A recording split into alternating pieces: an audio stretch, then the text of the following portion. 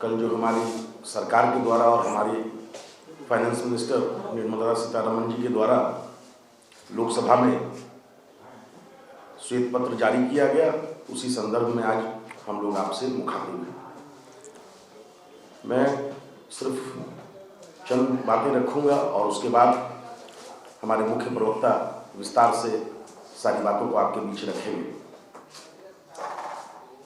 कल श्वेत पत्र के माध्यम से भारतीय जनता पार्टी की ओर से कांग्रेस को,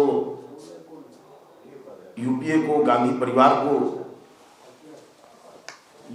एक स्पष्ट तौर पे देश की जनता के सामने आईना दिखाने का काम किया गया। किस तरह से यूपीए के कार्यकाल में महंगाई दर 8.2% तक पहुंची और आदरणीय प्रधानमंत्री, हमारे देश के यशस्वी प्रधानमंत्री नरेंद्र मोदी जी के नेतृत्व में उनकी कुशल नीतियों ने, उनके प्रबंधन ने, उनके प्रबंधन कौशल ने, उनके रणनीतिक कौशल ने किस तरह से महंगाई दर को 5% से भी नीचे की दर पे पहुंचाने का काम किया, ये बहुत उल्लेखनीय है और इस चीज़ों को वहाँ रखा गया कि जहाँ एक और यूपीए कार्यकाल में महंगाई तेजी से बढ़ी और महंगाई दर 8.2% तक पहुंच गई, वही दूसरी ओर आदरणीय देश के प्रधानमंत्री नरेंद्र मोदी जी के नेतृत्व में कुशल नीतियों के चलते महंगाई को घटाया ही नहीं, लगभग 5.0% से निचले स्तर पर पहुंचाया भी। जब यूपीए की सरकार का गठन हुआ था, उसमें विरासत में मिली थी 8% के जीडीपी, लेकिन यूपीए सरकार उस स्थिति का लाभ उठाने में विफल रही थी, जो हमने पूर्व में बताया था श्रद्धेय अटल बिहारी वाजपेयी जी की कालखंड का। देश के यशस्वी प्रधानमंत्री नरेंद्र मोदी जी के नेतृत्व में केंद्र सरकार ने कोरोना जैसी महामारी से लड़ाई लड़ने के बाद देश के जीडीपी को 8.7% पर लाकर खड़ा किया। हम देश की जनता की तरफ से, बिहार प्रदेश के 13 करोड़ जनता की तरफ से भारत सरकार के वित्त मंत्री आदरणीय श्री निर्मला सीतारमण जी का, जो 14 से 24 तक अपनी सरकार का श्वेत पत्र जारी करके देशवासियों को आश्वस्त किया कि यह गरीब गुरबा की सरकार है। इसी कड़ी में मैं याद दिलाना चाहता हूं कि 4 से 14 के जिनके नेतृत्व में सरकारें चलती थी, नेतृत्व का अगुवा सदन के अंदर कहा करते थे कि मेरी सरकार एक खास वर्ग के समर्पित सरकार है। हम धन्यवाद देना चाहते हैं गरीब गुरबा की सरकार, देश के यशस्वी प्रधानमंत्री नरेंद्र मोदी जी को।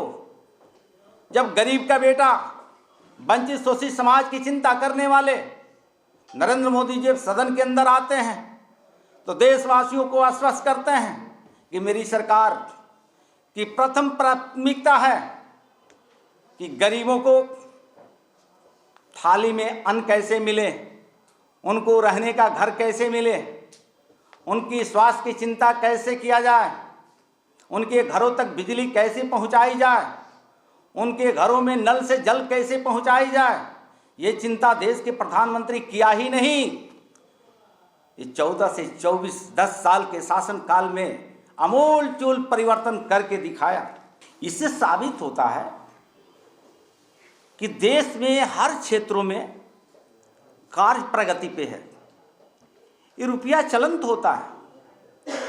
कई ऐसे गरीब परिवार में, समृद्ध परिवार में देखा जाता था, आज बैंक को, जैसे आपने कहा कि सरकार ने आह्वान किया कि आप लोगों के पास जाएं, बैंक खाली है। बैंक खाली नहीं रहता है, रुपया तो चलंत होता है। जब काम होता है, खर्चे होते हैं तो बैंक से निकलते हैं, बैंक में जमा भी होता है। लेकिन हमने पूर्व की सरकार का जिक्र किया है कि उस समय क्या चर्चाएं चलती थी। घोटाले के अलावा कोई देश में चर्चा नहीं होती थी। आज चले जाइए किसी क्षेत्र में, वो कमजोर वर्ग का ही बस्ती क्यों ना हो, एक ही चर्चा है। देश में गरीबों को गरीबी बदल करके रख दिया। देश के यशस्वी प्रधानमंत्री नरेंद्र मोदी जी ने गांव चलो अभियान 9, 10, 11, वो देश की मंत्री क्यों न हो, प्रदेश की मंत्री क्यों न हो, भारतीय जनता पार्टी कार्यकर्ता क्यों न हो, उसके गांव में जाना है।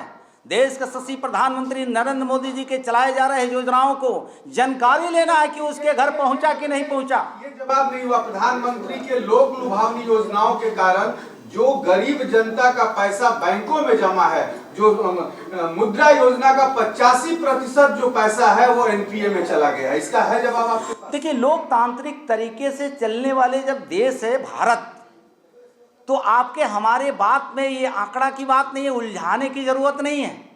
ये जनता जनादेश देती है। यही यूपीए की सरकार में जनता त्रस्त होकर के कांग्रेस मुक्त भारत बनाने के लिए चली थी। आज यही देश और प्रदेश की जनता ने हर्षोल्लास की जिंदगी जी रहा है, उसकी जीवन खुशियों में तब्दील हुआ है।